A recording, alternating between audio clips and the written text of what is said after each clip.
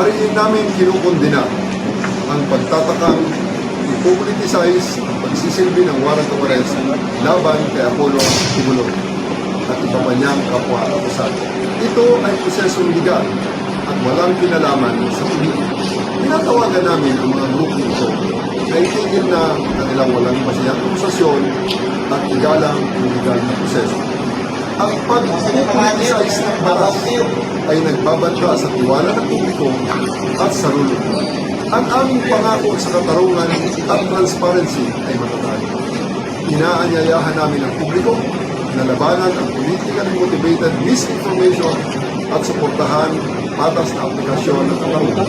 Inuulit ko, ang tunay na hustisya ay wala sa kalsada o social media. Ito ay nasa mga korte natin at ang unang hakbang ito ay ang magpapasakop dito sa pamamagitan ng pagsuko ng isang akusado. Kaya tinatawagan ko si Apollo Carrion Tibuloy na sumuko na para matapos na ang lahat ng ito.